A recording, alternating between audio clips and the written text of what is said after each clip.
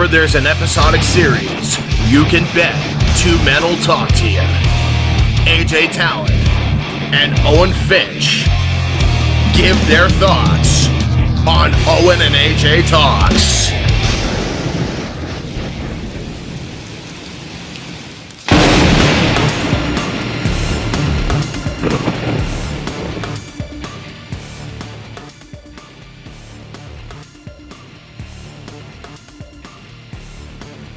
Hey, what's up, everybody? We're back with an Owen and AJ Talks. I'm AJ Talon, and he's Owen Finch, and this is going to be a more serious video than our last video. The director AJ's not going to come back this time, so that's good. You know, we're going to actually give a shit because obviously last time we didn't give a shit. Because if you saw what the last video was about, you would understand. Yeah. So going from Kiss Sis to 10, we're definitely going from piece of shit to I wouldn't say gold, but definitely better. Compared to again, pile of shit would be better than Kiss Sis. But this episode was pretty good. Definitely a big improvement over Tourist Trap, I would say. Yeah, this the Alliance. We talked about this loads of times because we've done this. We've done a lot of videos since we watched this episode and everything. I really wish this had been the actual Ben 10 episode, like we came back to after like a year-long break. But it's whatever, I guess. Yeah, because having Kevin 11 taking a year break and coming back to Tourist Trap. Definitely, I even told Owen like multiple times, like, listen, man, Tourist Trap, it's not a great episode. It's just kind of meh. So, like, we're coming back on kind of a sleeper. But yeah, the Alliance is a lot better. It's a Vilgax episode, which is nice. So it's tied to the main plot of season 1. Although I will say, out of the main Vilgax episodes, this is definitely the weakest, I would say. Because we got episode 1, and then there were 10. Then we got Hunted, then we got this, and then we're gonna have Secrets, the finale. So, it's not bad. It's got some really tough competition. Yeah, I can't really comment because I haven't. The only other Vilgax episodes I've seen is obviously Hunted, the episode 1, and then like, not the finale, but like when there's like some type of thing that's like a finale that Vilgax is like in, like he's the main villain in that. Finale yet. So who knows? You might like this episode more than finale, but I would be surprised. Yeah, you never know. Yeah, but yeah. So this is episode 9, because we're doing the production order or slashing. Oh, okay. I don't know what I was just doing this like the count 1. I don't know why I did it as a thumb, but sure. Sure. Yeah, why not? But yeah, this is episode 9, production order, but it aired as episode 8, and we wanted to point that out because production order Kevin 11 was a while ago, but if we're going by airing order, Kevin 11 was last episode. And we pointed it out in Last Laugh, because that was the next episode after Kevin 11 in how we did it. But, yeah, this really cemented that there was not, like, any follow-up on, not Last Laugh, on Tourist Trap. But anyway, whether you're going by Tourist Trap or this episode is the next episode after Kevin 11, there was basically no follow-up to Max and Ben, like, having that falling out, and Max no longer trusting Ben. This is really unfortunate. We did point it out in Tourist Trap, but obviously we were a little bit generous because obviously Ben 10's a kid's show. Like, they probably wanted to wait till, like, Kevin 11 actually, like, aired, so that way, like, the kids could, like, see the context behind it, because it'd be kind of weird if there was, like, some weird feeling. Even though as a kid did, because obviously it'd be weird to reference something that, like, we haven't seen yet type of thing. Because that's a pretty big thing, but... It's his fault. Because Cartoon Network is fucking strange with Ben 10. Yeah. But, that happens later, where the writers intended a certain episode order, and then Network is like, let's just air it out of order, and they'll reference shit that hasn't happened yet. But, yeah, now that we've seen Kevin 11, it really is unfortunate we didn't get much follow-up. And this would have been the perfect episode to really follow that up on, because, like, much of this episode is about, like, kind of Ben, like, other than, like, the Vilgax stuff, but, like, most of Ben's storyline is, like, kind of wondering, like, is the Omnitrix, like, a danger to, like, Max and Gwen, and, like, it would have been kind of nice if the Kevin 11 stuff really would have tied into that, because obviously Ben was, like, using the watch irresponsibly, and, like, he was being very irresponsible, like, doing the Kevin 11 stuff, so that kind of would have been nice if they could have found a way to, like, follow up on that and everything like that. And, oh, Kevin comes back and he still has the Watch's powers. So that, that's also cements like, oh shit, the Watch ended up being a detriment in that sense. Yeah, so it's really unfortunate that they didn't really follow up on the Mac stuff. It was really just nice because I remember that was a big thing I really liked about the Kevin 11 episode was like not everything we said at the end of the episode, but like we talked about in Tourist Trap, I think this is worse than everything just we said it because they clearly established like there was going to be a follow up to that, and then we got nothing. Yeah, they ended the episode in a way to show like it's not back to the status quo. Like this episode should have consequences, and we're not really getting those consequences. No. So that's not Kevin 11's fault. Kevin 11 was a great episode. It's the fault of these episodes for not following up on it. Yeah, exactly. But yeah, again, we brought that up in Tourist Trap, but we really wanted to say it again because of the airing order. This is after Kevin 11. But yeah, well, it's also strange this is after Kevin 11 because if you remember, Kevin 11 was in New York. And we are once again back in New Mexico, even though they were in New Mexico during Hunted and Permanent Retirement.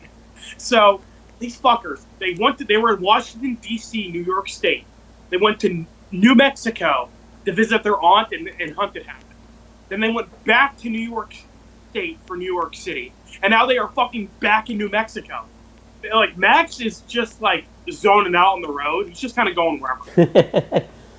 Yeah, so, yeah, that just the roadmap and Ben 10 the roadmap and just time in Ben 10 just doesn't make sense in like the regular Ben 10 like show. Yeah. So. Well, and I also, hey, we're in good old Albuquerque. I'm surprised Walter White was in the background cooking his good old Crystal Blue. Let's just oh yeah, well it's only 2006, so it's not that time. So. We'll get into the actual episode, and Owen, you are starting us off. But before we do, we're going to do the wiki stuff. So this episode was written by Kevin Hobbs. He's a guest writer. He's only written one other episode in Ben 10, that's in season 2. So this is his first time writing for Ben 10. Kind of shocking, that like the main writers didn't work on this episode because it's a Vilgax episode. You kind of think they would have. Yeah, notes, but this episode was written by a guest writer, so yeah, that is interesting. I won't completely complain about it because we're gonna sound like hypocrites because obviously we were pretty critical of it in Yellow Jackets, but because it's not like an important, like it's a Vilgax episode, but it doesn't seem like it's an important Vilgax episode. I'm not gonna like completely like shit on it. Maybe they should have like given notes or like done some stuff, but I'm not gonna completely shit on the fact that they didn't work on it because it doesn't seem like an important Vilgax episode. Yeah.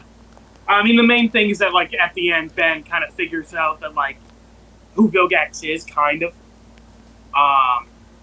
But yeah, but this episode is directed by Scooter Tidwell, who we've mentioned his name a few times. He is heavily involved in Ben 10. He has directed many episodes during the original Ben 10 and Alien Force, Ultimate Alien, and Omniverse. So that's at least one of the main guys, like, even if he didn't write it, he at least directed it, so that's something. And then this episode was animated by Summon Image Pictures. And Owen, do you want to guess when this aired? Yeah, so it's been like a month since we did Tourist Trap, and again, I can't even guess. I can't even go based off that air date because again, the air dates are just all fucked. Yeah. Because obviously, Kevin 11's happened. Last Laugh hasn't happened yet, actually. So I think that's the next episode. So I am going to guess. September 14th, 2006. You are correct about the year. So this actually aired February 18th, 2006. Damn, this is way off. Yeah, because Tourist Trap aired February 4th. So you figure Tourist Trap, then Kevin 11, and then now this. So yeah. It's been... I probably would have, again, if we did this episode like shortly after Kevin 11, Tourist Trap, like we had planned on it, maybe I would have been closer, but that doesn't seem to be the case. Yeah, but yeah, Owen, I've rambled enough. The floor is yours. So, we kicked the episode off where, like again, it's a Vilgax episode, so we start off in space, and we see that Vilgax is still injured from the battle that happened in episode 1.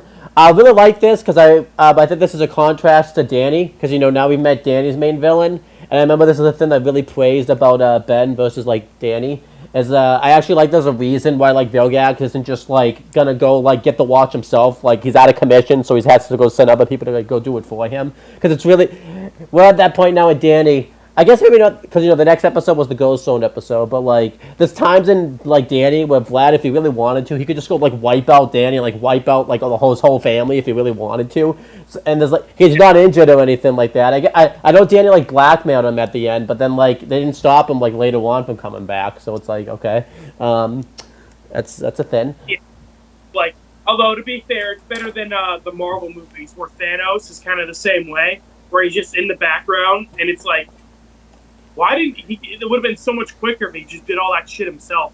Right, but you don't know the context. And at the end of one of the movies, Thanos says, "Fine, I'll do it myself," and then he doesn't actually do it himself for another like 5 years. Wow. But yeah, so Vilgax has some androids be sent over to go retrieve the Omnitrix, and his like right hand man. He kind of reminds me a lot of the counselor in LVB. Like he's got like the same like device that he has. The only thing that like The iPad, yeah. Yeah, the only thing that's different, obviously, is he's like an alien and everything like that. Oh, actually, Owen, I remember one of the pop-up trivias for these episodes said that Vilgax actually only works with robots because normal aliens are too terrified to work with them. Oh, okay, that's cool. But so yeah, Vilgax's right hand Friend. Huh? Poor Vilgax. Nobody wants to be his friend. He has to make his own buddies. I know, yeah. He has to make his own friends. He's like the plankton of huh? He's in that tube crying. Yeah, he's the plankton or the Doofenshmirtz of Ben 10. But you ever see that SpongeBob episode where like Plankton remembers like getting the band back together and he's having like a flashback of like his band way back in the day and it's like inanimate objects and all that type of stuff. It's actually pretty sad. Yeah. But the right hand Vilgax's right hand man reveals that there's like a tracking device on the androids. So that way they'll be able to like find the Omnitrix, and this is important because this becomes a big thing throughout the episode. And as we find out, I guess when Ben activates the watch, that's how they're able to like find it, or not find it, but find it easier, I guess. I really like this because obviously Vilgax doesn't even know who has the Omnitrix or everything like that, and he's like. He thinks that whoever has the Omnitrix is just, like, really smart, really savvy and everything like that. And they do a kind of a funny joke where we see Ben at, like, like a grocery store, like, gas station type store. And he's trying to buy, like, a tin of cookies, and it's, like, stocked up in a pile. And, of course, he grabs it from, like, the bottom. So, like, it all falls on Glenn. And, obviously this joke isn't funny because of this. It's just because that Vilgax just said like whoever has this is like a great warrior, and you see that Ben's like doing kind of kid stuff like this. So again, I kind of like this because obviously, hey, I can't wait to see like Vilgax like what his reaction is going to be when he finds out that it's just a 10-year-old kid like kicking his ass this whole time and everything like that. Then we see that I guess on Max's rust bucket, his RV. I guess Ben wrote "wash me" on it, type of thing. Pullman planks. I guess he didn't learn that lesson from last episode, but I guess he did say a time and a place. I guess that was a good time. I guess it was a good place. That's a pretty harmless prank, I'm saying didn't learn the lesson. The lesson didn't get learned. Ben even says like, "Yeah, I just want to leave a good impression," and then all of a sudden we see, a shock go on. Like right in front of him, and a big explosion happens, like a big vehicle, with somebody in there, and person's lived, I guess. I mean, he walked away without a scratch. That's Ben 10 logic right there. Pretty soon, someone's about to survive being having acid poured down their mouth. So I guess this makes sense. So pretty soon, Owen. That's pretty far off. Well, I guess I say pretty soon because I've already seen that. Well, I've seen that. I've seen that. I know what you're referring to, but I'm like, yeah, I wouldn't say pretty soon.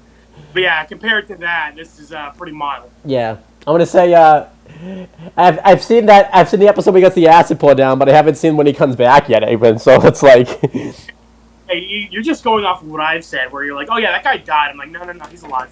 And they're like, oh, did he not get acid poured in his ear? And it's like, no, he did. I remember like I didn't even say he died. It was like implied that he died, and then you're like, no, he comes back, type of thing. So. Yeah. And how'd he survive that? It's like, I don't fucking know. They don't even address it. But then, oh man, that just got me so mad. Yeah, then the intro hits. I really like the intro of Ben 10. Still like, out of all the shows we're probably doing, it's probably the third best of the intros. I would go like Danny, then maybe Avatar, or Avatar with Danny. I don't know. I don't really know how to rank Avatar's intro because it's only like a song. Like, well, I don't even count that because it's not even like a song. It's just like the once upon a time, the Fire Nation attack, kind of thing, like a narration. Yeah. So. I'm talking a little bit more than Danny, so I'd say out of everything we've done, I guess Ben is my favorite so far. I just think it's funny. I think it's funny in the Danny thing that Butch Hartman makes like a big case out of the fact that one of the lyrics of the song's like "Vaughn." Like he says it's that one thing with it. Young, yeah, that whole thing. Yeah, but I didn't realize that. I didn't realize that was even a whole thing until, huh? Danny's probably a close second for me, and then I guess Death Note would be third. Yeah, Death Note. What's your Breaking Bad is? That's an intro, but not much of it. It's like more of like a jingle. It's not really. And like the Breaking Bad intro is like 15 seconds long. Yeah. So. Yellow Jackets is pretty good, and then like. Yeah, I like Yellow Jackets. That's a good one. That's probably fourth. Yeah, then Dragon Ball, and then. Yeah, Dragon Ball's probably like fifth. Put SpongeBob probably like actually SpongeBob's probably my favorite, but. That's how we've done SpongeBob. I probably like that one more than Dragon Ball, so that's probably like fifth. I like it more than Yellow Jackets, so. Really? Yeah, we're getting off topic, but yeah. Yeah. Anyway, good intro. I guess this is last, so that's good. Yeah. But, shocker. And then they come back and Ben uses the watch to go alien. At one point, the bad guy starts shooting at Max, and this is kind of a good way to set this up because obviously he gets injured the rest of the episode. There's good foreshadowing, and Ben decides to go alien, and we see that he goes forearms. Kind of brute forced it there, but I don't really blame him for going forearms. I mean, in Hunted, the lesson wasn't never use forearms. It was just kind of time and place kind of thing. Yeah. He starts beating up these masked people. They're on they were on like motorcycles, and they had like a bunch of guns, and they had like they weren't unmasked, but they had like a tracksuit on type of thing. They're like a motorcycle gang, basically. They're wearing like leather jackets, and they have like motorcycle helmets. And Ben beats them up pretty badly. He's able to kick two of their asses, but one of them gets a good shot right across his back, and it's the only one that talked. I didn't notice that in hindsight. Obviously, when you come back to the episode, you realize why that's the only one that really like talks. I think one other one talks, but that's it. And then during all of this, Ben is kicking the ass. He's kind of roughing him up pretty well. The androids start to make their way over. Because obviously, as we find out, Ben activated the watch, so that's how they were able to find him. He beats up the androids. At this point... Max immediately puts together, like, oh shit, hey, these robots are after the watch. Yep. I thought that was good. I like that. During this, Ben rips off the robber's mask off, and he finds out that they're not. He was thinking that they were like men that were kicking his ass and everything like that, but he finds out that they were a woman, and obviously Ben's feeling weirded out about this because he doesn't really want to kick a woman's ass. Fits the time, I don't think you can really do a plot like this really much nowadays because of all the progressive stuff. Avatar kind of did something similar, where Sokka was like kind of sexist, and he like did like it's like an older view of things in like a different way. Where Sokka was kind of sexist, he didn't think women could fight, and he obviously learned. And this isn't Ben surprised that women can fight. It's just that he feels uncomfortable, like hitting a girl. Yeah, I just say I would be the same way. Yeah, I just think like because of how everything is nowadays, I just don't think people are just so offended about stuff like this. I just don't think they probably wouldn't even like make this a thing nowadays. Yeah. Because I believe like it's a understandable thing. He's a 10-year-old kid. Yeah. And because of this, because Ben's hesitating, this allows the main one, Rojo, to get a shot right across his back. And doing all of this, the androids are like circling around him. And the other two henchmen, they don't have names, so we can add them to the list. Yep. Kind of decide like the heist isn't really worth it at this point. They just leave. They just run off faster than. Again, I want their spin-off show. They ran off faster than Furco than when Natalie died. That's how fast they went off. Pushing Rusty's wife. Yeah, and doing this, Max throws like a rock or something at the droids and is kind of able to get a good shot on them. And Rojo goes to shoot at Max, and kind of wrong. So he like throws something at Rojo. Yeah, but I'm pretty sure though. Oh, that's right, because he throws it at Rojo to save Ben, and then Rojo's like, "Damn you, old man," and then like fires back at him. That's right. Because I forgot the droids disappeared from that point. Like Max is trying to defend himself from the robots, and Rojo's like, "An innocent man? Fuck you!" Yeah. Well, I was thinking he was just trying to help both of them, so I thought he like threw it at the robots and then he hit like Rojo by mistake or something type of thing. So it's like fighting both of them, and then he smacks Rojo to like help Ben out, and then obviously Rojo fires back. Yeah, Rojo fires back, and he shoots at like one of the buildings above, and it breaks a little bit, and like some rocks and stuff collapse onto Max, and this ends up knocking him out. And Ben recovers, and he takes the two androids and just smashes them together, and completely destroys them. And then he beats up Rojo, slams her down to the ground. And I was about to say, it's kind of funny how like Ben was like, "Oh, I don't want to hit a girl," and then he, instead of like just kind of like knocking her out, now that he's pissed off, he like takes the two fucking metal robots, smashes them into one, and then chucks it at this human woman. Yeah. Like, fucking killed her. And obviously Ben sees that Max has been completely laid out and everything like that. He's obviously worried about him and everything like that. And Gwen's going to call 911, but Ben's like, no, there's no time. And he realizes there's a hospital down the block, so he just carries Max and Gwen and just like takes off for the hospital. And Rojo, well, before I talk about the Rojo stuff, I really like this opening fight here. I kind of like that there was a bunch of chaos going down. I like that there was like this android kind of showing up to take the watch while Ben... It's really weird because typically they do this reverse where they'll just do like a random like side mission where like they'll stop a robbery and then the main plot kicks in, but instead it was kind of like they kind of did that, but then it ended up turning into like the main plot this time.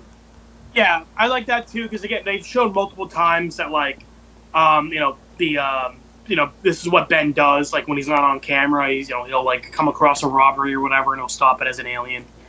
And now that Vilgax has programmed his robots to find the watch whenever it activates, it makes sense. Another robbery happens, Ben turns into an alien. The robots pick up on the signal and they go there. So you get makes sense. The only thing I would say is convenient is like what are the fucking odds? They like decide to hijack. They like start to rob this truck like when they're like literally parked across the street from it. Yeah, exactly. Because it seems like normally they'll like kind of know about these robberies ahead of time, or like they'll like pick it, like they'll hear about it on the radio or something, and then they'll go to it. Yeah. It's like fucking happened, like near them. Yeah, so that was a little bit convenient. Yeah. But I like this fight. pretty good stuff. Now, am I talking about this part still, or is this you? Well, and another thing I do like, they don't really do much with the whole Ben doesn't want to hit girls thing. Like, it's very minor subplot. And, like, the only really thing it like, comes from it is, like, yeah, Ben could have taken out Rojo and her goons earlier before the robot showed up. And, like because he didn't, Max got injured by Rojo. Yep. So I kind of get, like, that. Like, that adds to Ben's guilt in this episode, is that, like, he could have, like, stopped this thing before it even happened. Yeah, I like that. But yeah, of course, because Ben was so worried about Max, he didn't stick around to make sure the police, like, took care of everything. So before the cops show up, Rojo regains consciousness, and she, like, walks over to, like, the smashed up Vilgax droids, and she's, like, confused on what these things even were. And then all of a sudden, the smashed robot, like, extends, like, a tentacle and, like, jabs itself into her neck. I thought she died. I thought she died, yo. Yeah, that's the end of the episode. It just fucking decapitates her for some reason. Yeah. But yeah, and then it basically melds with her. The cops show up, and she is now like half robot essentially. Her skin's now red. She's got like claw, like metal claw hands, and like her eyes are now like the robot eyes. And it looks cool. Like, in a weird way, she kind of looks like a bug. Yeah. I got Jojo's design and the robot design, like, don't look like bugs, but like combined, it kind of makes her look like a praying mantis. Yeah, I got very big, and this kind of makes sense that it had like Spider-Man 2 vibes, the OG one, because obviously, that's how Dr. Octopus like becomes a villain pretty much, is like the machine like morph with them and everything like that. Yeah. Okay, cool. That's a good comparison. And then, of course, Rojo immediately realizes, like, oh, okay, because she, like, can shoot, like, lasers out of her shoulders now. And she, like, opens fire on the cops, and she's like, I do like this, where it's kind of similar to Ben's reaction to the watch. It's her first thought is like, okay, I can have some fun with this. Where obviously with Ben, he wants to use the watch to, like, pull pranks and kind of do stupid kid stuff. Where Rojo's like, okay, cool, I'm just gonna fucking rob shit. Yeah, I like that, the fact that she kind of realizes she can like use these powers for her own personal gain and everything like that. Yeah. And then, while Ben, Gwen, and Max are at the hospital, she just immediately decides, hey, since that truck robbery didn't go good, I'm going to just go, like, start robbing stores. So she breaks into a nearby jewelry store, and, it's terrifying everybody, and she, like, just breaks the glass and grabs a bunch of the jewelry. But because she, like, can't control her own strength, she accidentally, like, crushed all the jewelry in her hand. Mm-hmm. And she gets pissed off, and she's like, oh my god, these are worthless now. And then this poor woman is just, like, standing there horrified. And Rojo just, like, stares at her and starts, like, walking over to her like she's gonna, like, kill this poor lady. I don't know what she was gonna do to her, so, Yeah, she was just, like, pissed off, and she was like, okay, I'm just gonna kill this random woman. Yep. To be fair, because when the cop showed up earlier, she said, like, I'm not going back to jail. So she's clearly, like, has a history of, like, being a violent criminal. Yeah. So, like, she's just, like, a fucking psycho, and of course, she was at the wrong place at the wrong time and got these powers. But yeah, while Rojo's out doing this, Vilgax and his, like, his counselor, I guess, I say that like the droid is like sitting there like in a therapist chair, like, tell me, Vilgax, about your relationship with your mother and father. Yeah, that's awesome. But the robot counselor is telling Vilgax, like, yeah, those two droids we sent out got like fucked up, they're destroyed. And Vilgax is like, oh my god, I shouldn't have fucking got those things on Marketplace. And then the robot is like, actually, hang on. So one of them still kind of has a signal. It looks like it, like, fused with, like, a human or something. And I like how even Vilgax and the robot are, like, confused by this. Like, they didn't know the robot could, like, do that. Yeah, I know. That is, like, actually, I don't know. It's kind of unclear if they didn't know it could do that at all, or if, like, they just didn't expect it to do that. Because the way they're talking, it sounds like they didn't know it could do that at all. Yeah, I really wasn't sure either. I I feel bad for Vilgax in a way, because, like, everyone that he tries to send get the watch, like, the same thing happened with, like, the Hunted. He didn't know, like, one of them, like, infiltrated and, like, was trying to, like, save the watch and everything like that type of thing. Like, Yeah, the fucking poor Vilgax. He hires 3 guys out of the whole galaxy, and one of them is like, nah, fuck Vilgax. and Because Vilgax, if Tetra wasn't a double agent, that would have gone perfectly.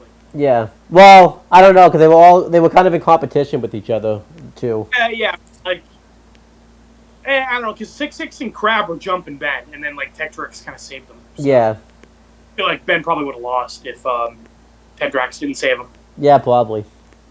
Yeah. But yeah, Vilgax was also stupid for making them compete. He should have just said, like, by the way, all of you work together and you all get a reward. Yeah. So, you know, again, kind of Vilgax's fault. Vilgax isn't a great boss, is what we're learning from this.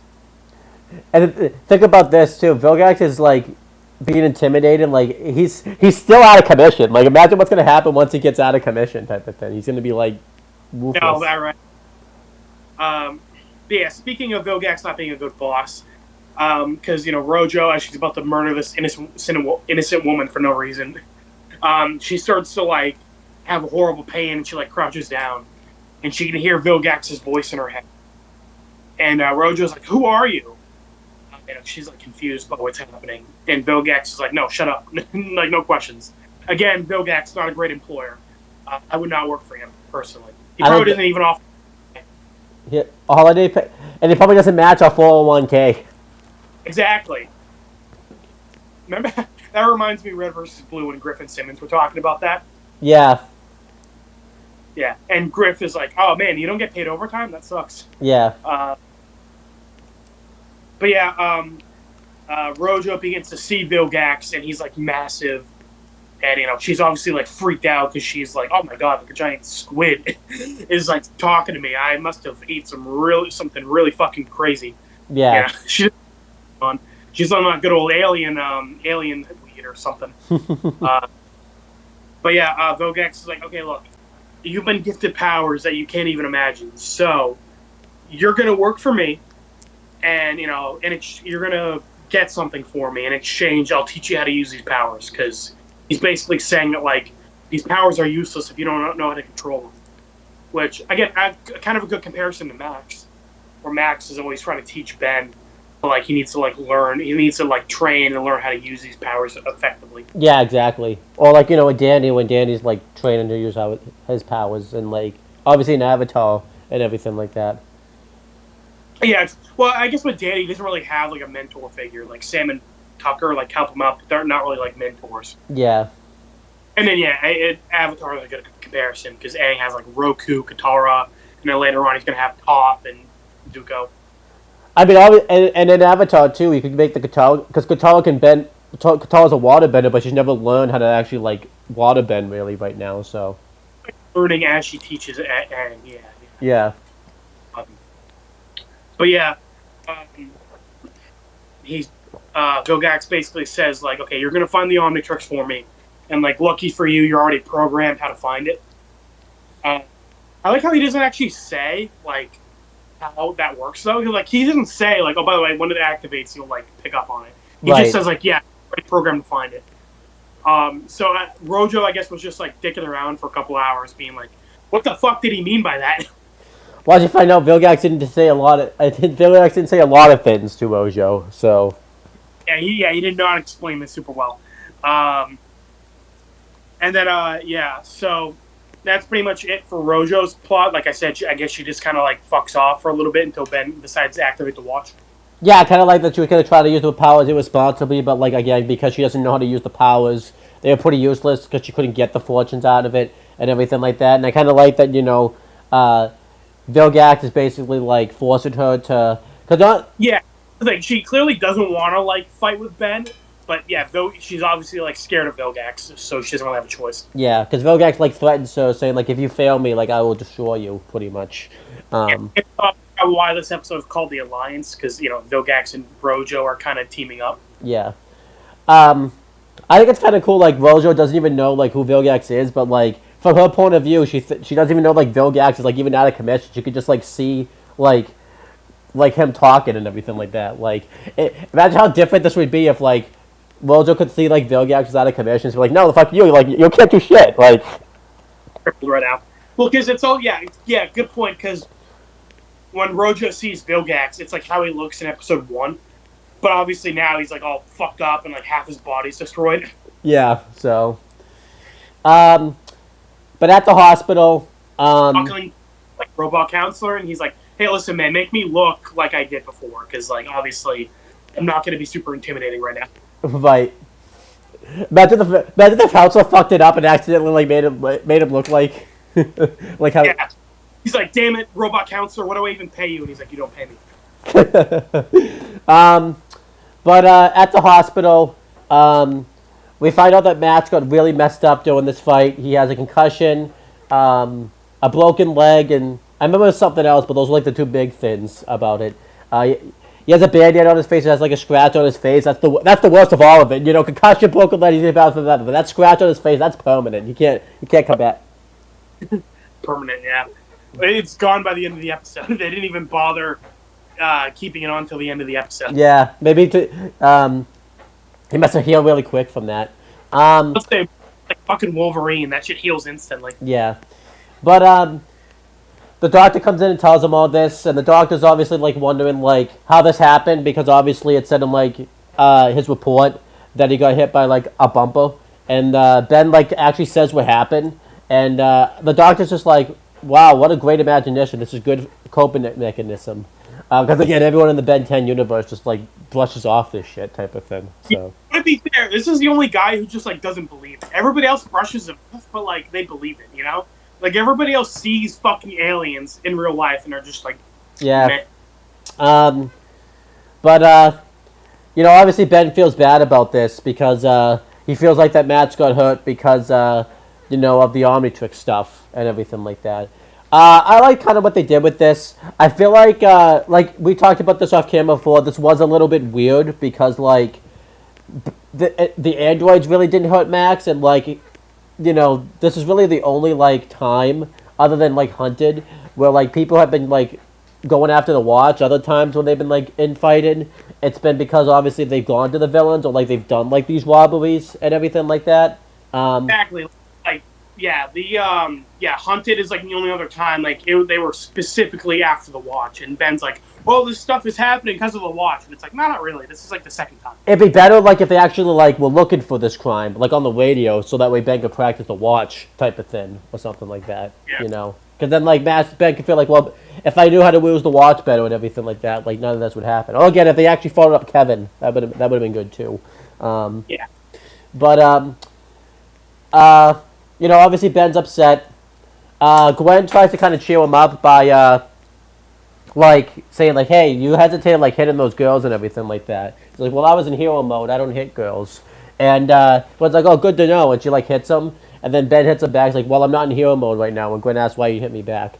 But I like this. That's a very Ben and Gwen, you know, kind of dynamic. It's pretty fun. Where Ben's like, you're the exception. But, yeah, obviously, like, Gwen still realizes, like, oh, even though they were kind of bantering like normal, he's still, like, out of it. Yeah. And Ben wants to, like, find a way so that way he can help Max. So he thinks about, like, hey, maybe I can, like, use upgrade and, like, go into that machine and, like, make him better type of thing. And then he thinks, like, maybe I can go Ghost Freak and, like take him over and everything like that. Actually, I remember when Ben said that, I was like, no, don't go Ghost Freak, don't do that. I was like, no. Fucking Ben turns into Ghost Freak, and Ghost Freak makes Grandpa Max like fucking jump out the window. Can you imagine like he went Ghost Freak and like when Ben was like taking over Max, like that's when like Ghost Freak like broke out of the Watch like while he's inside Max, like fuck you, kid. It just takes Max with him. Again, he just makes Max fucking jump off a building. Funny enough, Owen, Ghost Freak, when we get to that episode, fucking almost makes Gwen jump off a building, so that's not far off. Oh damn. So I can see we got that joke from. Yeah. Although I will say, so, yeah, like you said, Ben's first, I was like, hey, I'll turn an upgrade and, like, you know, use the machines to make Max feel better. And Gwen's like, Ben, that won't work. And I'm like, why not? Why? That's literally Upgrade's whole thing, is to, like, make machines work better. Those machines are helping him. Like, why would that not help? like again, I get what they're going for, kind of like a serious tone of like, Ben, you gotta chill out, like, you just gotta you can't do anything in this situation. But I'm like, no, he probably could. Yeah, just don't go. Just don't go Ghost Freak. Don't do that. Just don't do that. Okay, any of the other 9, and then you're good. Yeah. Ben, turn in the gray matter and like figure out the cure for cancer. Yeah, but because Ben was kind of messing around with the watch, it was like activated, and Rojo was able to find him, and she was like right outside the hospital and everything like that, and it wasn't right outside the hospital. She was kind of far away. Yeah, and then like the watch activates, her camera like zooms in like into the hospital, and she breaks into the hospital, and obviously Ben and Gwen are like freaking out, and Rojo's like asking for the Omnitrix. At this point, I should say like she didn't know the Omnitrix was like the watch. Like Vilgax just said the Omnitrix. She was very vague on what the Omnitrix like was, and Ben, she starts chasing down. Again, Vilgax isn't a good boss. Yeah. But yeah, she starts chasing down Ben and Gwen. She's shooting. She's like looking in his pockets, like, okay, what's an Omnitrix? Yeah, and she starts shooting like missiles and lasers at them. This is a little goofy. Legit, all they do is like turn into like the next like section of the hospital, and they run by like these two like nurses who like we're going to make the beds up, and like obviously like they like freak out because obviously they almost get shot by missiles and everything. Like I was like, wait, you didn't hear this shit like going on? Like there's someone only not that far away from you. Like also they're lucky that fucking nobody died during this. Like Rojo legit like shoots a laser and it like hits a table like near a nurse. I'm like, okay, they are fucking lucking out that Rojo isn't killing anybody. Because it takes for like them to like get outside for Gwen to be like, hey Ben, you should probably like turn into an alien. Yeah, but yeah, Ben. They decide to take the stairs down, and Ben and Gwen figure out that like that Rojo merged with the robots and everything like that, and they realize that that she's after the Omnitrix and everything like that, when Rojo goes to the stairs, obviously she doesn't take the stairs. She like jumps all the way down, and like right when Ben and Gwen make it to the bottom of the stairs, like she beats them like literally like on point, like it was like pretty instant type of thing. And then Gwen tells Ben to go away and wants to get outside, and Ben hides behind there's a bunch of ambulances out there, and I thought Ben was just going to change off screen, but like Rojo goes out there, and I guess he just didn't change off screen. Ben uses the watch, and he means to go forearms, but instead he goes heat blast by mistake. Doing all of this, it's like upset by it because like, okay, don't get me wrong, like I get it's not what he wanted, but he's like, oh great, I wanted muscle instead I got a candle. I'm like, Ben, heat blast is still pretty good. Yeah, probably better than forearms actually. So yeah, he beats Rojo without too much effort here. So honestly, yeah. But doing all of this, Rojo's like shooting like lasers and everything like that, and there's like this great big like mountain behind them, and like a bunch of logs start falling off, and obviously Ben doesn't built this hospital here. Literally, that's my first thought. So like you said, it's this giant ass like fucking stone wall. Yeah. Like times bigger than the hospital, and all it took was like one laser to make all these fucking boulders start tumbling down towards the hospital. And I'm like, listen, literally one lightning strike hits that mountain, the hospital is getting like, who the fuck? I'm pretty sure, right? Oh, I'm not an architect. I'm not an architect. But if I'm like the guy, I'd be like, okay, we're gonna build a hospital here. It's like, oh really? Next to this giant like fucking mountain, where all it would take is one little thing to go wrong for it to fucking come crashing down. Really, that's where you want to build it? I would say the same thing. Especially because this is where like everyone's gonna get their medical care and everything like that. So I wouldn't go to. Like it's where a bunch of fucking sick people are. A bunch of like people who like cannot evacuate a building quickly. Yeah. But doing all of this, the walls start tumbling down, and obviously Ben's thinking that he could just like use heat blast and just shoot fire at it and see like if the rocks will melt. He makes it worse because the rocks just catch on fire. And I do like this line where Ben is kind of like, paper beats. No, he's like, rock beats scissors, fire beats rock, right? And Gwen kind of just like shrugs. Yeah. She's like, But I like this because Ben kind of does what Max recommended in episode 1, where he just makes a bigger fire to like counteract the fire. He melts the ambulances down so that way they catch on fire, and then when the rocks like hit it, it causes the fire to go out, and the cause of the rocks to go over towards the right. And I like this because then Gray mentioned all those people are still down there though.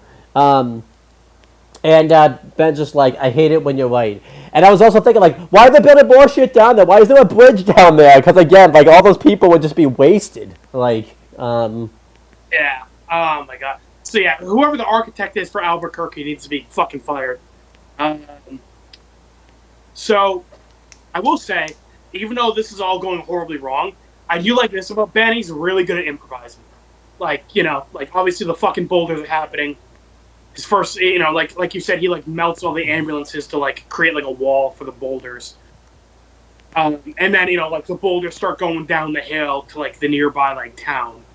And then Ben again is pretty quick on it, and then he ends up destroying that bridge to like so it goes into the river. Yep.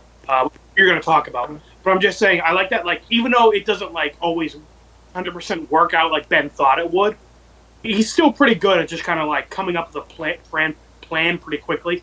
Yeah, I think he's really good at that. I feel like I like characters that are kind of good at like improvising, especially too like it comes in handy like in an action movie like battle type of thing too. Yeah, but again, like I said, I like that it's like kind of realistic. Where again, it doesn't work out 100% how Ben thinks it will, but like it still buys him time. Like again, melting the ambulances to create like a wall, like saved the hospital. Obviously the boulders ended up going down the hill towards the town, but it bought Ben some time. Yeah. So like, kind of just good at thinking on his feet. So and I like that during all this, he's still like fighting Rojo at the same time. So like he's kind of having to deal with that also. And all the townspeople waited through the hit, like you said. Ben uses heat blasts and destroys the bridge, so that way the rocks would just like go off the bridge that isn't there anymore into the river. And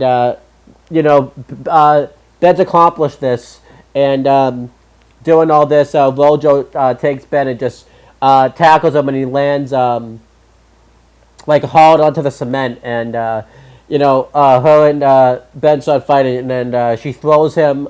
He throws her into a oil truck, and I like this. Ben just takes like a little tiny like blast of heat, and uses the fire, and obviously because it's oil, and there was like a trail of oil leading towards the truck, it like explodes and causes Rojo to like really tumble backwards and everything like that. And that's how he's kind of able to beat like Rojo, at least in this instance, in any way, and everything like that. I really like this fight here. I kind of like that there was like this doom and gloom going on with Ben having to like save the town and the hospital also. I would like, this fight visibly looks really good, and I just kind of like that, like, Ben had to kind of do this and fight Rojo at the same time. Again, really reminds me of Spider-Man 2 when Ben had to, no, wait, not Ben, when Peter had to fight, I was Von Ben, but when Peter had to fight, like, Dr. Octopus, but save, like, the train at the same time and everything like that. Movies are really good at that. Like, in 1, he has to fight Green Goblin and save like Mary Jane and like a bunch of kids the Green Goblin kidnapped, and then in 2, like you said, he has to save the people on the train while fighting Doc Ock. So I always like that in like superhero fights when like it's not just fighting the villain, it's like having to like multitask and like do a bunch of other shit. This episode does it twice, because at the beginning he had to fight Rojo's goons and the robots. Yeah. And here like fighting Rojo just by herself, Ben probably could have done it like without too much effort, because he was really doing a good job as Heat Blast. He was knocking her back pretty good, but because he had to save the town on top of it, he was like struggling.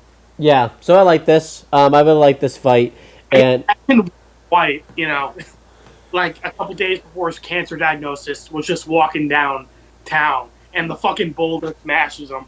And then that's the end of the show. You know, special love I had for you, my baby blue. It'd be like more like his baby orange or his baby like brown. It's the wild.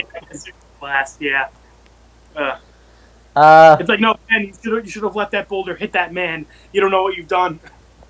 So then back at the hospital, you know, Ben and Gwen and Max, Ben kind of realizes because he was kind of like being a little bit irresponsible and like kind of messing around with the walls. That's what allowed Rojo to be able to find it, because we find out that Max got like moved to a new room and everything like that because Ben really wasn't messing with the watch. Like there really hadn't been any activity anymore. And To be fair to Ben, you know, obviously Ben's being really hard on himself because like this was like one of the only times he wasn't messing with the watch. You know, like he activated the watch trying to think of a way to like help Max out. yeah. So kind of sad that like, you know, this was like the one time where Ben wasn't fucking with the watch. Right. And Ben kind of starts to like feel bad, thinking that like he put like Max and Gwen in danger, and like, you know, all this stuff that's been happening to them because everyone's been like after the watch. And Gwen even points out like, yeah, but you're stuck with it. Like the watches are gonna come off and everything. And Ben's like, yeah, I guess. So like Ben's kind of starting to like feel bad about the fact that, you know, that he feels like he's starting to like put Max and Gwen in danger. And I think, you know, obviously he's feeling like this way even more because Max has got like injured doing all this stuff and everything like that. So, and at night, Ben leaves the hospital while Max and Gwen are sleeping. I actually didn't catch this. I didn't catch that Gwen was even like sleeping when I watched this on the first watch. Like, wait, I guess Gwen was sleeping there. I didn't even realize she was sleeping because I think when I watched this the first go around, you know, obviously it's summertime and stuff. I had like the curtains open in my room. The sun was glaring on the TV, so I think there was like a glare when Gwen was sleeping. So. Did you watch this on Netflix? I watched it on Cartoon Network app. Oh, okay. You said you were on the TV. I was like, oh, okay, cool. I didn't know you can get it on the TV. Yeah, I could get Cartoon Network app on the TV, so that's good. Hey, I remember that. And we see that Ben left a note. Should I talk about that now? Because that's a quick scene type of thing. Yeah. And later, Gwen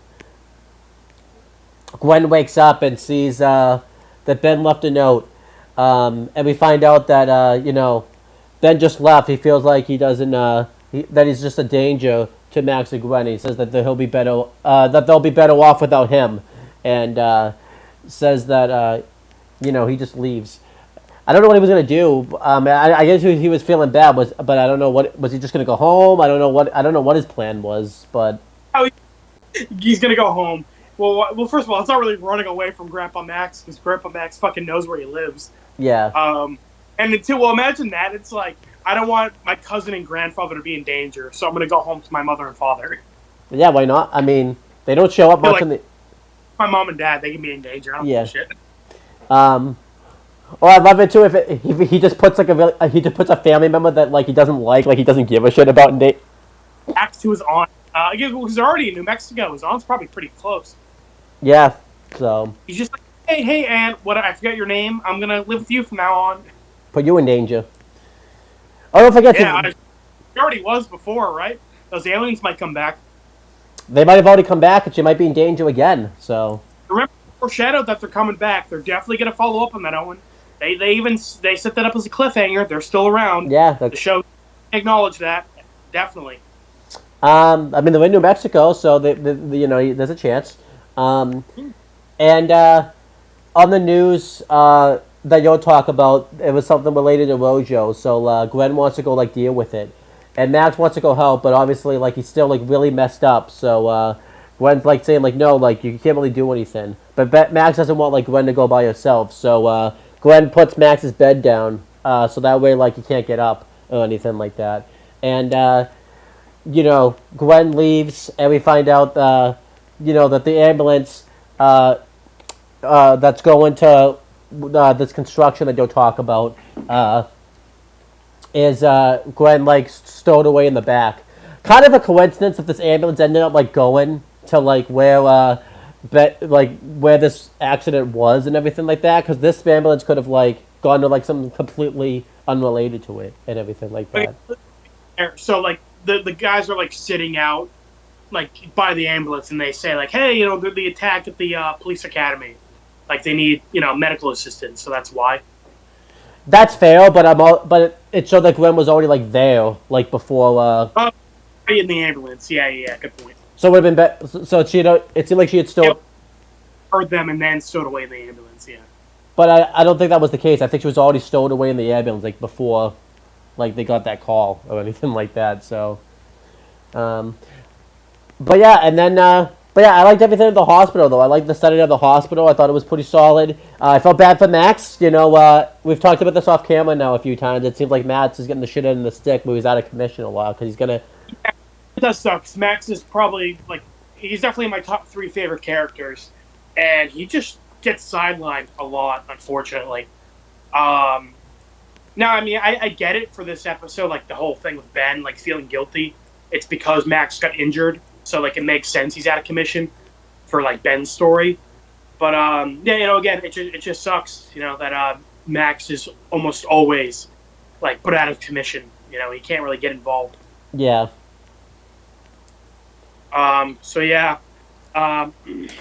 Basically, yeah, like you said, Ben runs away and leaves a note, and he doesn't really have a plan. It seems like he's just like in a park nearby, like sitting on a bench. And then like he like sees like a kid about his age and like his grandfather playing football, and the kid's even like, I love you, Grandpa. I'm so glad we could spend the whole summer together. Like this kid's like narrating this just to fucking make Ben feel bad. It would have been great if the kid was also like, I'd feel so bad for any kid who can't be with his grandfather the whole summer. I would love that. I feel bad for that poor loser. And he just looks right at Ben when he says that too. I would love it if we found out this kid was just like the face of evil and everything like that, just by the way you said that. Vilgax. Huh?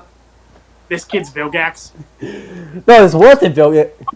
Vilgax in her head. Vilgax has this kid in his head. That'd be awesome. Yeah.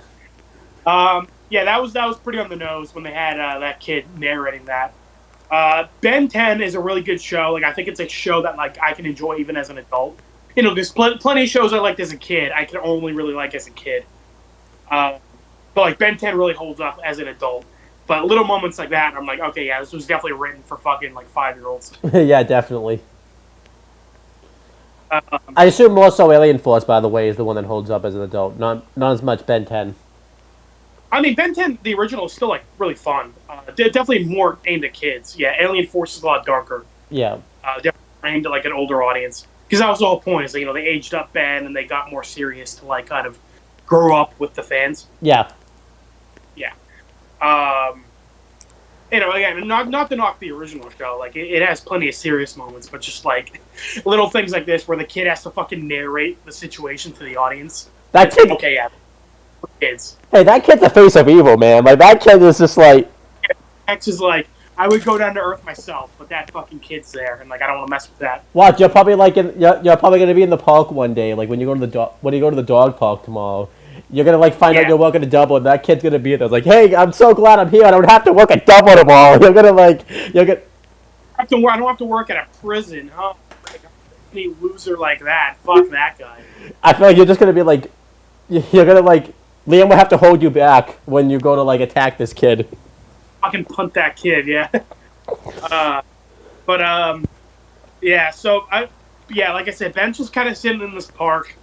And I guess Ben didn't really have a plan on what to do. He was just... Now, to be fair, he is 10. Like, this is pretty realistic for Ben to just be, like, feeling guilty about being around. He just kind of impulsively, like, runs away. And he doesn't really have a plan on what to do after that. And I am okay with Ben feeling this way about the watch, too, because, again, it's early enough in the show where you can buy that he would feel this way. It's kind of a weird mix of, like we said, this is only, like, the second time they've been after the watch, Yeah. If this was like constant thing, and this, and now Max got hurt, that'd be one thing. But like, yeah, I'm like, I feel like this should have been like, I don't know, like give me like 2 more times where like people are after the watch specifically, and then this happens. I'm like, and then okay, yeah, that's fine. Yeah. I mean, I know it's happened technically twice, because obviously the first episode that happened, but like they didn't even know it in the first episode they were after the watch, so I can't really count that one. Right, this is like the second time that they know of that they were after the watch specifically. Yeah. So yeah, again, kind of just a thing of like this is a weird mix of. I'm glad that this is early on, because if this was Ben in like season 4, I'd be like, okay, Ben, like a little late now. But like it's too early where I'm like, not enough people have been after the watch where I can think Ben would think this way. Good that we're not doing kiss sis logic, because everything that show's too early or too late type of thing. So that show just should have not existed. Yeah, and like I said, Ben running away really doesn't fucking last long, because like he runs away for all of 5 minutes. Yeah. But and this is like he is a 10-year-old, and it is pretty realistic of he's just like thinking impulsively. He doesn't really have a plan on what to do once he actually runs away. Yeah, I'm fine with that. Yeah.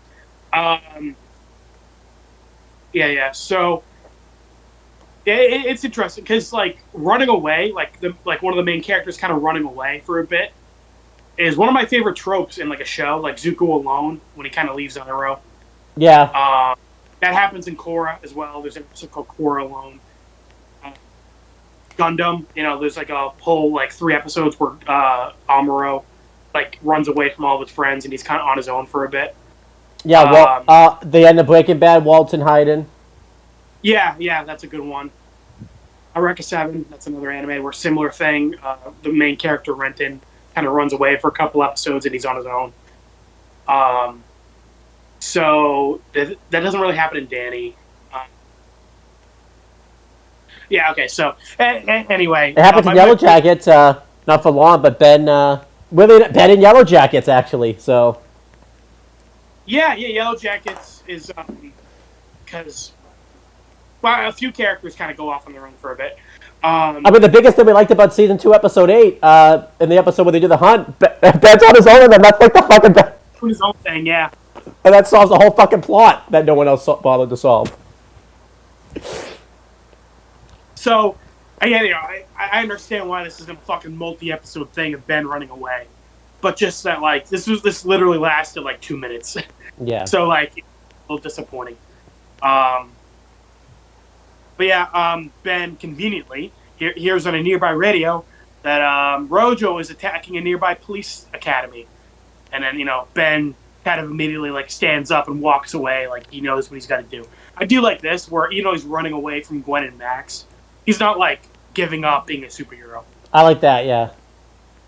And to be fair, I think he also knows it's Rojo doing this. So he's like, all right, cool, I'm ready for round 3, Like, I got to deal with this lady.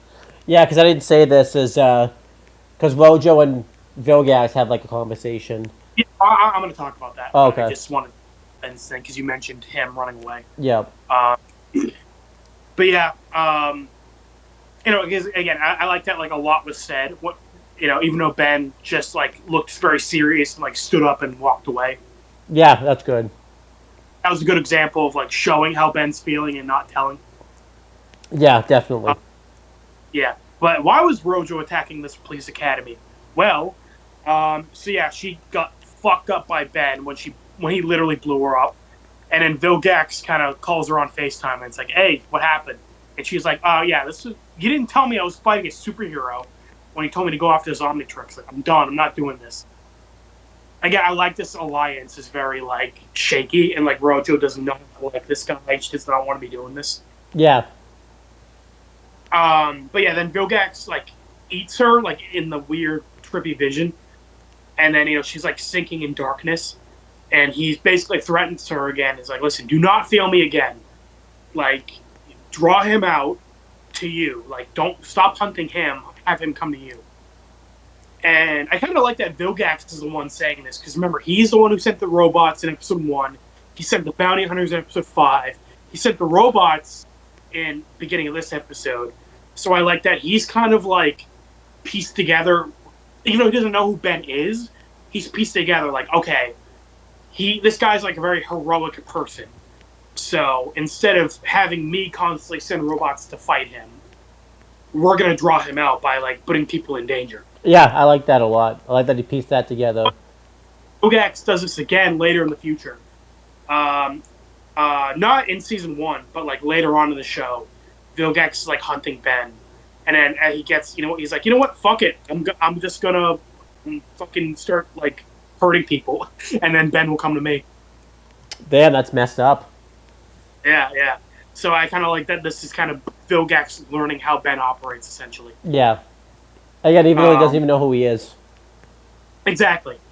And then so Rojo decides to attack a police academy, and it's pretty in character for her because she seems to really hate police.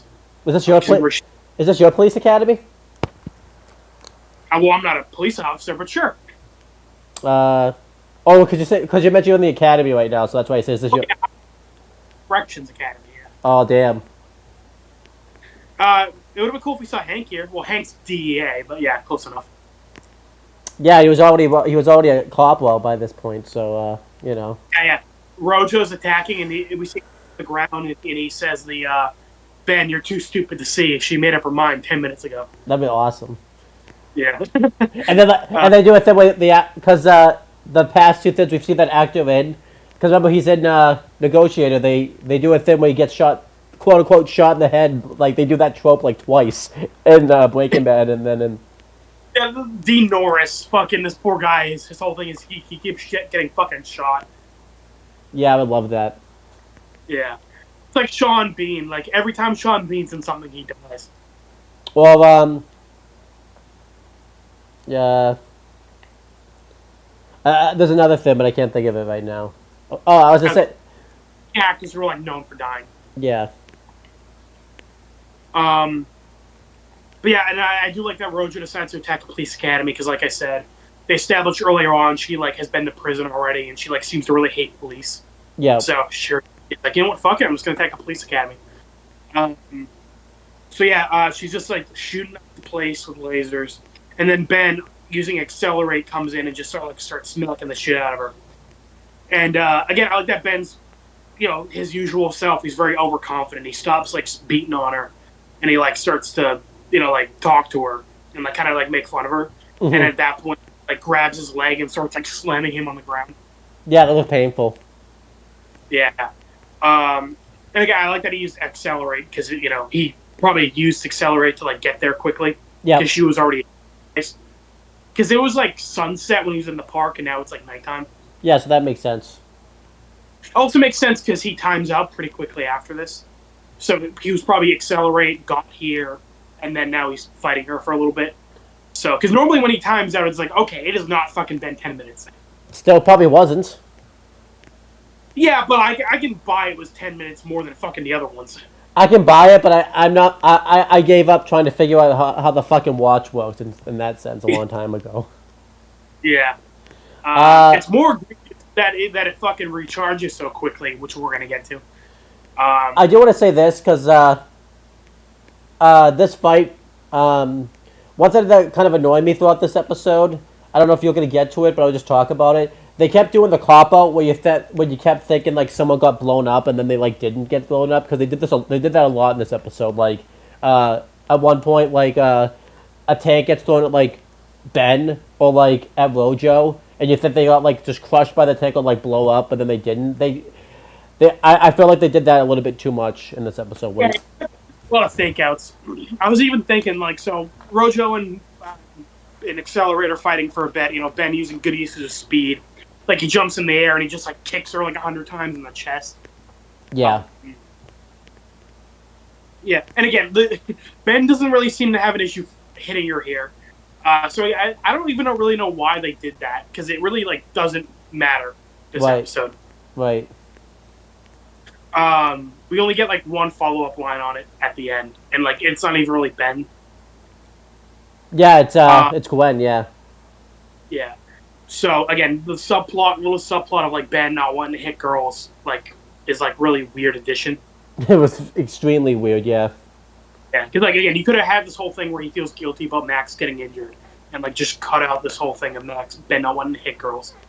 But yeah, they're fighting for a bit, and like a little tank shows up. I guess. Fucking where they got this, I have no fucking clue. No idea.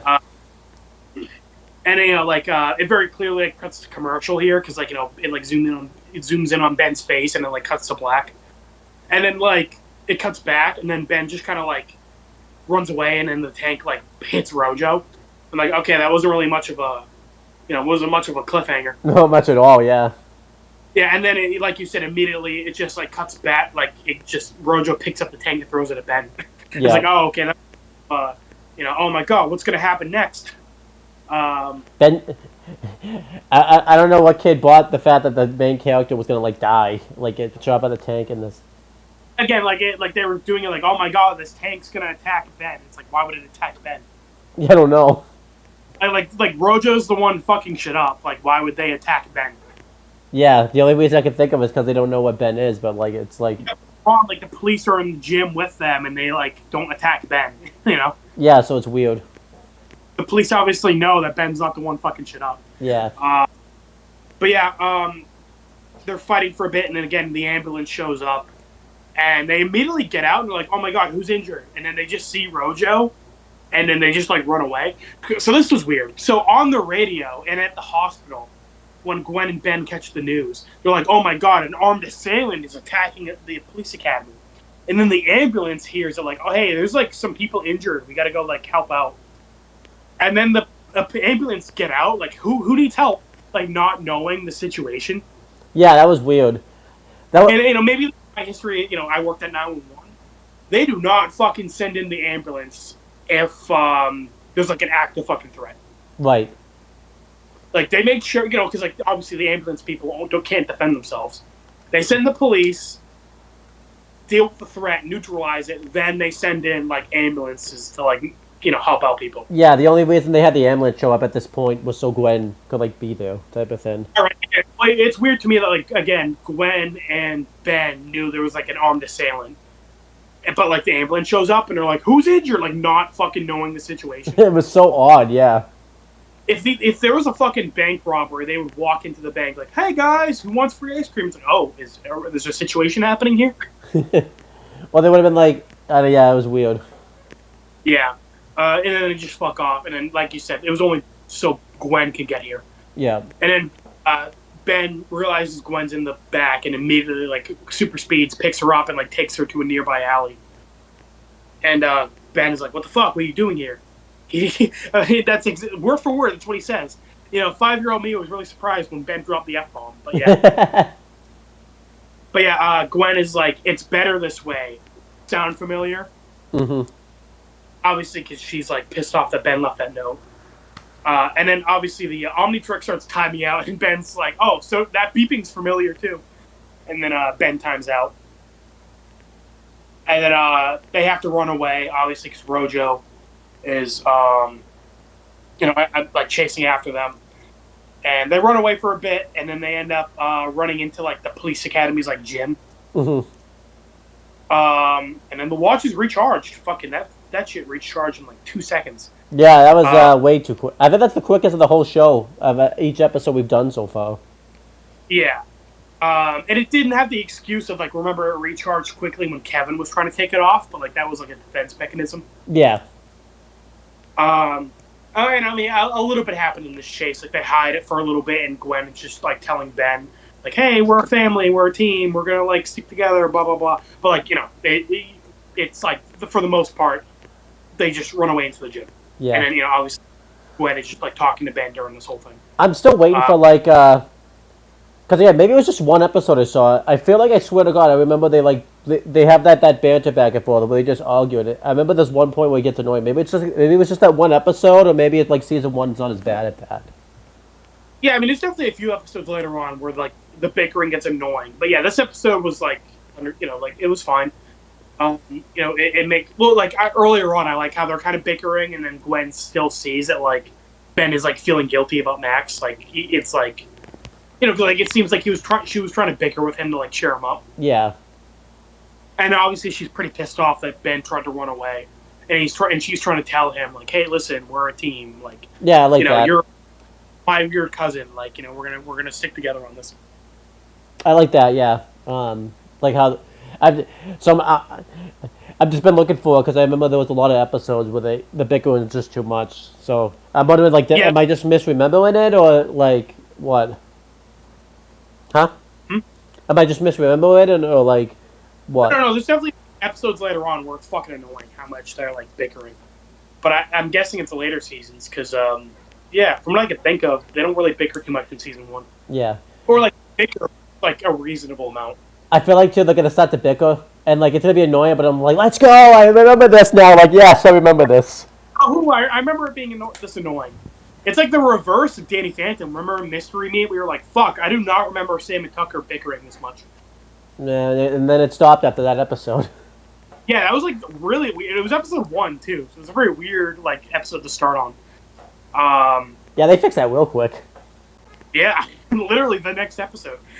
So you can't even say it was like fan backlash. But yeah, Gwen and Ben run into the nearby gym, and Gwen gets a call from Max on her phone, her very 2006 phone, might I add. Very much so. And then it's Max. Ben picks it up. Like Gwen hands the phone to Ben, and Ben basically tells Max, like, "Hey, listen, I'm kind of like fighting an unstoppable robot lady who like none of my aliens can beat. First of all, Ben, you beat her twice already, and you beat her pretty easily as Heat Blast. So I don't know what the fuck you mean. None of your aliens can. You were winning as he Accelerate too. Yeah, he was. The only reason that he won his Heat Blast, and the only reason that he didn't really like win his Accelerate was because like Gwen showed up and everything like that. So. Yeah, Gwen out of danger. Yeah. So like, I don't know, Ben. I don't know what the fuck you're talking about. Like you won like twice. So Yeah. what the fuck? I don't know.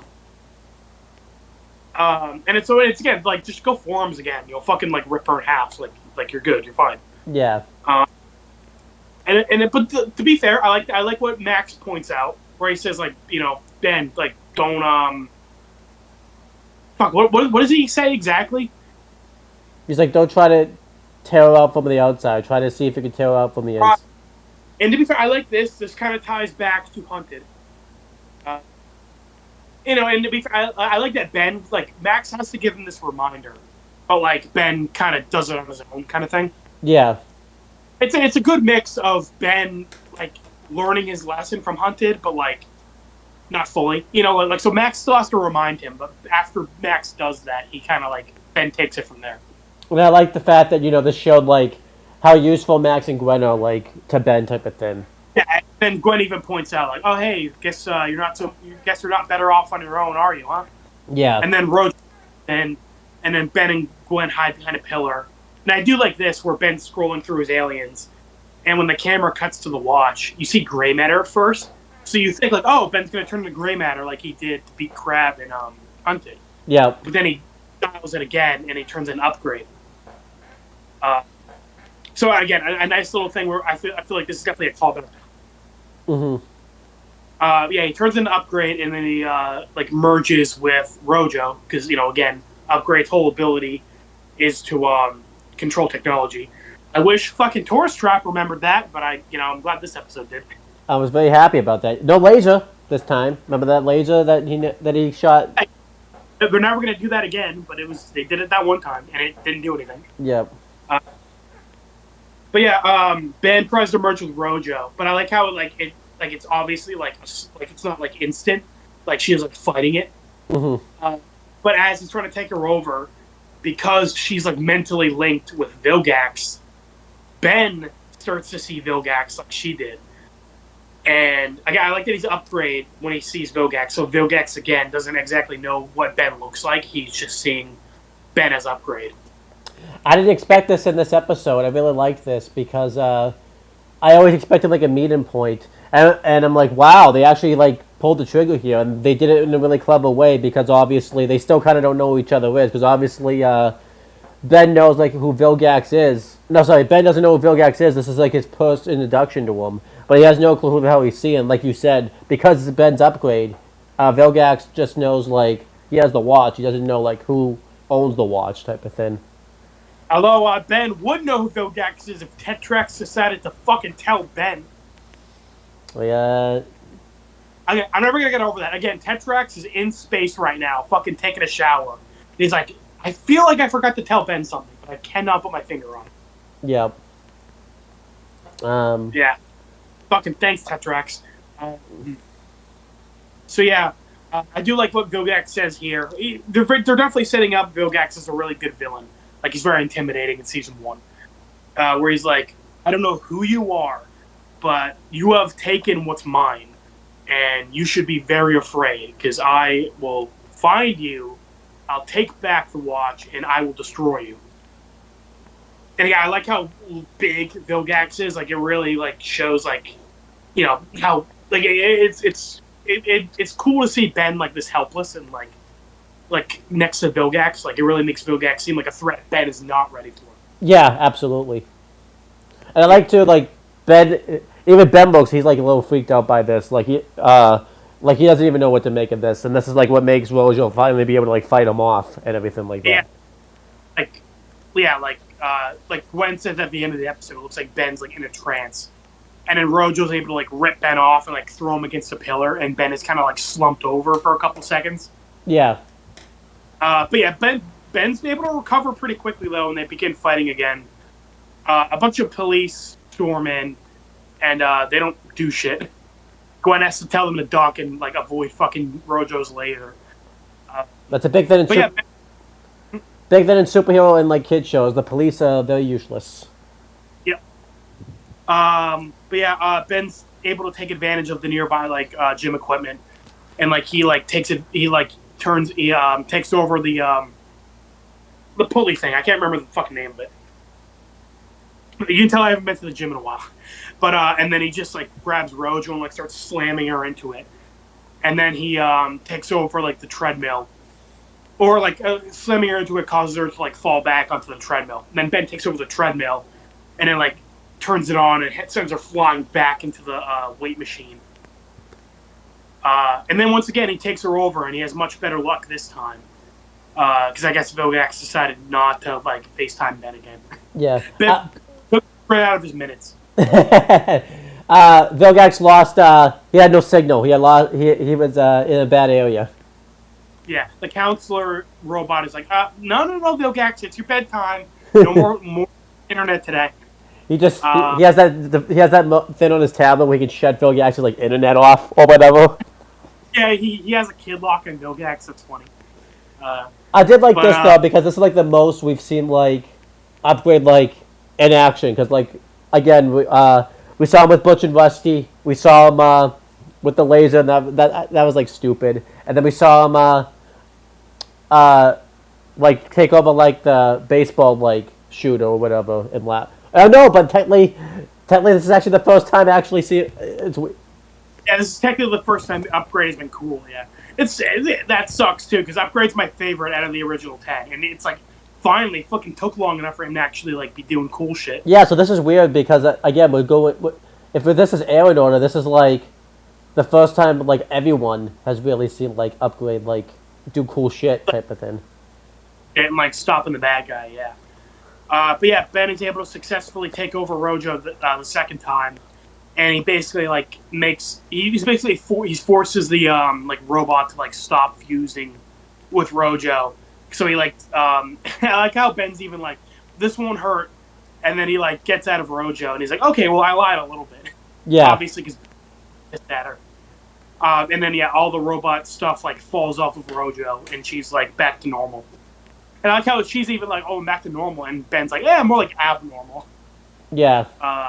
And I like how Rojo, being a fucking snaky son of a bitch, is just like, oh, I'm so sorry, you know, will you help me? You know, I'm just a girl. Like, you know, I didn't mean to do all that. Like, obviously trying to, like, play victim. Yeah. And then Gwen's like, yeah, well, I'm a girl too, and just fucking jump kicks her and knocks her out. Well, you meant because she also grabbed her gun and, like, went to shoot Ben and everything. Like, yeah, like, playing with, oh my god, I'm just a victim, and then she, like, grabs the gun, yeah. Yeah, and then same result, Gwen knocks her out, and that was kind of the end of the whole girl subplot. Again, I feel like they could have just cut that from the episode. At least Gwen did something useful, I guess. That's good. That's the first. It's fucking a rarity in season 1. Luckily, I think next episode is Gwen episode, so that's cool. That's cool. Yeah, it's fucking about time. Yeah, I'm pretty sure Lucky Girl's next. Yeah. So yeah, then the building starts to collapse because Rojo was just like shooting lasers throughout the building. So they evacuate the building. Ben picks up Rojo and gets her out, hands her over to the police, and they kind of walk off. The police looked like they didn't expect this either. That like this alien was just gonna like hand over like Rojo to them. Like they're like, oh, okay. Ben's casual about it. He's like, "All right, officer, she's all yours," and then walks away. The guy's like, "Okay, I should have fucking called in sick today." Those world workers I wanted to mention too probably should have called in sick by like the bridge. They looked like they were like done with the day and everything like that. Oh, all right, well I'm heading home. I feel bad for after they just finished building that bridge. Actually, like that been destroyed. Boys, it took 3 years, but we finally finished this bridge. And then it's like, oh. Well, did you ever see that Drake and Josh episode where like it's the science fair? And like it's the episode where they build the laser. The guy's like fixing the wall, like he just fixed it, and then like Josh shoots the laser again, and the guy like looks over, and he's just like, "I'm out," like he was done. I was thinking of the Family Guy skit where the guy like is like he owns a glass store, and then fucking he makes that call to cancel his insurance, and then immediately like a bull comes in and destroys everything. That's awesome. Yeah. Yeah, I don't know if you remember that, but that was the Family Guy skit I was thinking of. But yeah, that's it. They beat Rojo, and then we get the little epilogue. It's like the next day, presumably. Max is a fucking tough son of a bitch. Fucking like had a concussion. You know, he had a bandage on his face. Truly the worst injury imaginable. And then he's still got a broken leg, but he's out of the hospital the next day. It's like, wow. And they're gonna let him fucking drive, I guess. So that's yeah, drive on a fucking cross country road trip. I wonder if Max just didn't tell them. I guess like. Isn't broken, obviously, because Last Laugh aired after this, and he didn't have a broken leg in that episode. And he doesn't have a broken leg next episode if we're doing production order. So Max's fucking leg healed in like fucking a day, I guess. I guess so. And his concussion healed probably in like a day, it seems like. I would love it if Max is on the road. I've had a concussion before, and your vision's all fucking blurry and shit. I would love it if they're on the fucking highway and Max is just like running into people. Oh, it did happen the next episode, actually. Remember, he swerves off the road like the. Yeah. And it's like, oh my god, Max, is it because of Zombozo stealing your spirit? It's like, no, I just have a fucking concussion. But yeah, I did like this fight though with Rojo and Ben. I really liked how Ben beats her. And then obviously I liked the Vilgax stuff. I like that we got to see Upgrade do like cool shit for change. Finally. Yeah. I mean, again, because we watched production order, we got to see him do the base. About these circus freaks, yeah. Yeah. But then we have the epilogue, and Max is just walking out of the hospital. He just gets to leave, drive on a broken leg. So I kind of respect it, but kind of like question it at the same time. Oh my god! I just realized they're in Albuquerque and they're in an RV. Yep. I wonder if this is who Badger's like parents buy the RV from. Actually, I would love that. Max is like, Ben, we have to cook. Yep. But then Gwen is asking like Ben like why he went into that trance, and Ben mentions that he like saw some type of like alien when he took over Rojo and everything like that, and he saw like some like weird alien dude that had like an octopus head and everything like that, and he said that I should be like afraid, and like obviously like Max kind of gives like a look like it's really weird because obviously this is like subtle, but it's not if you know like Max's history. But I like how subtle it is if you don't know anything about Max, because compared to like, was it Hunted when it wasn't subtle at all? It was one episode where like it really wasn't subtle. Washington, B.C., where they were hunting that giant bird, and Max was like, this takes me back to the good old days. Yeah. And then Gwen, when you were a plumber, and he's like, yeah, this reminds me of cleaning toilets, totally. Yeah. It's like, all right, now. Yeah. Max kind of like looks over like he knows what he's talking about, and Ben asks Max like, "Hey, Grandpa, like, what should I be afraid of?" And Grandpa Max says like, "You have nothing to be afraid of. We're all gonna be like fine, and nothing's gonna happen."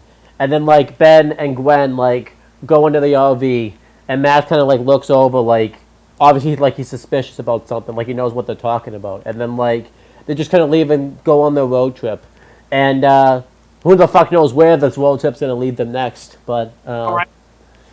they'll be like Iceland the next episode. Fucking England, they somehow drove like across the ocean. Yeah. But then we see like the epilogue, like the episode actually like ends. It cuts like back to space and like shows like Vilgax like still chilling out in like his his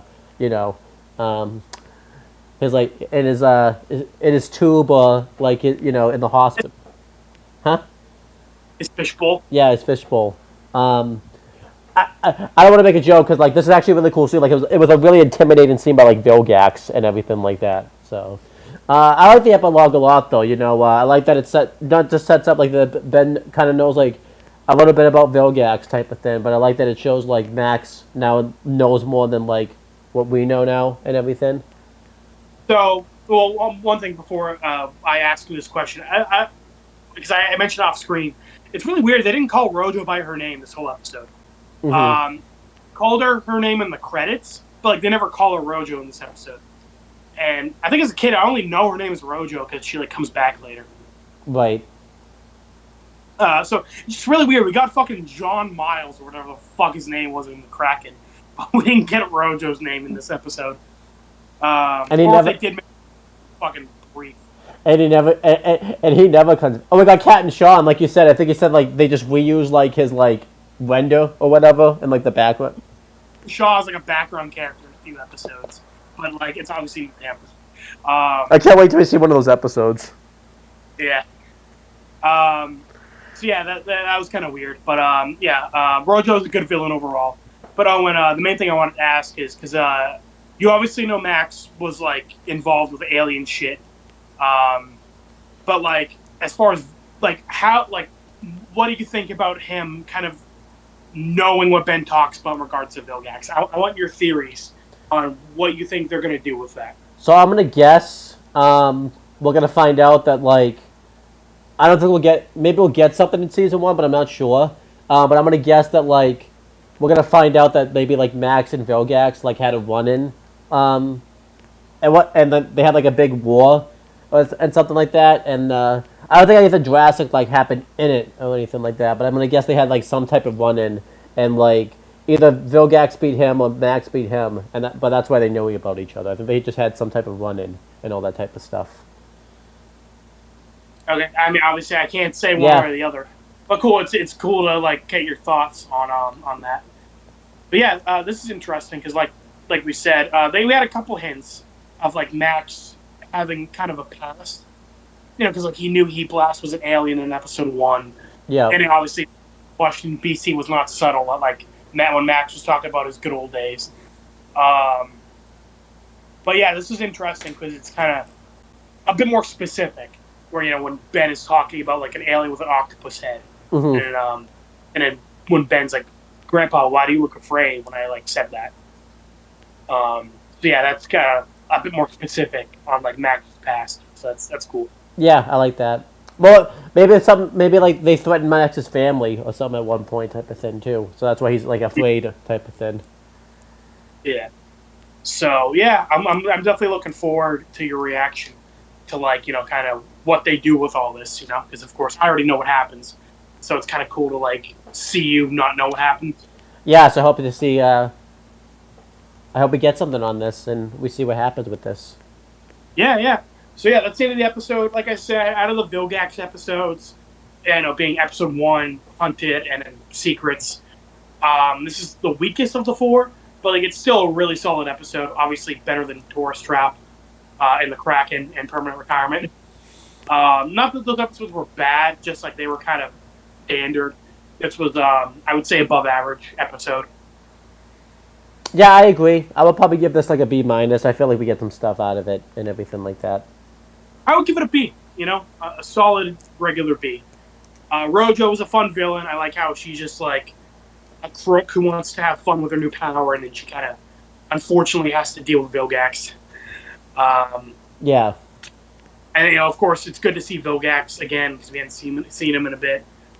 I like Ben's little arc of him, feeling like he's a danger to Gwen and Max. But like I said again, would have liked if they held back on that a little bit because they've only been after the Watch like fucking twice. Yeah, the only reason I'm gonna stick B minus, I could have done without. I'm not saying you can't have them, but I would have lessened the fake outs in this episode. I would have lessened those a little bit. I like the use of all the aliens though. You know, Yeah. like usually Ben turns into aliens in an episode. There's always one kind of stinker. You know, like he turns into an alien and he just like nothing really happens with it. Yeah, the biggest. They obviously turned an upgrade and it was a really big disappointment. His use of forearms, heat blast, accelerate, and upgrade are all really good this episode. I liked Albuquerque. You know, obviously we like it because of Breaking Bad, but like it was just like a good setting overall. Yeah, The hospital, the town, the police academy. It was just like we saw a good amount of the city. yeah, I like that. I feel like Ben definitely makes the most out of the areas that you're in, like we talked about in Tourist Trap and everything like that. So Yeah, really good episode. I give it a B. I might, you sold me. I'm gonna go B. Anything you want to add on any thoughts on anything? Yeah, I liked Rojo. I liked Vilgax. I'm interested to see what they do with Vilgax now, type of thing. I hope we keep getting stuff. I like that we're getting subtle stuff. I feel like to the next time we see him though, like we should get something big happen because I feel like you could do something subtle again, but I feel like we're getting to the point now, like I'm kind of ready to see him in action again, type of thing. It's cool that like there's a reason why he's not getting the Omnitrix himself, obviously because he got injured. But like, yeah, you can only do that for so long. So hopefully, like he ends up doing it himself soon. Because like I said, in the Marvel movies, fucking Thanos didn't get off his damn ass for like 10 years. Yeah. So, but yeah, nothing else I want to add. This is gonna be our last Ben video, I think, for a little bit, obviously, because we're gonna be doing some other stuff. We won't take as long of a break this time because obviously we have other. We're gonna try to do Yellow Jacket season 3 alongside like the Danny, Ben, and Avatar stuff and everything like that. But yeah, speaking of Danny and Avatar, we are planning on doing Avatar, the Waterbending Scroll, and Jet pretty soon, as well as Danny Phantom, Brother's Keeper. Those are really good episodes. I'm looking forward to that. We're also going to do Inception, and then we're going to do our video comparing Yellow Jackets and Red versus Blue, and then we will get back to Yellow Jackets season 3. So those are all going to be fun. And of course, we'll probably do Dragon Ball and Rick and Morty again fairly soon as well.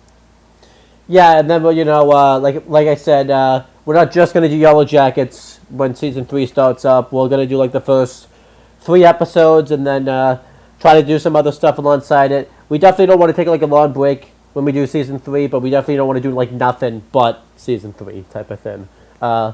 We plan on we plan on August doing the next Star Wars movie and Toy Story 2 also. We're doing Star Wars first because, a big fan of Toy Story 2 is the Darth Vader. It is Star Wars, yeah. So we got some movies planned, and like we said, even though we're gonna go back to Yellow Jackets, we're not gonna just like marathon it and do nothing else like we did before. We are planning on continuing Avatar, Danny, Ben alongside Yellow Jackets. So that's good. Even though we're gonna take a little break from Ben. We're not going to take as long as a break because I'm excited. We're getting towards the end of season 1, so that'll be fun. Yeah, then we'll talk about at the end if we want to do season 2. At the moment, I'm like a yes at the moment because we're still not doing too much with Ben, so I'm a yes at the moment. Again, like I said, season 2 is probably my favorite out of the original Ben show, so I'm happy to get into that. But that's pretty much it, guys. Thank you guys for watching, and since this is being recorded in the past, we will talk to you guys in the future.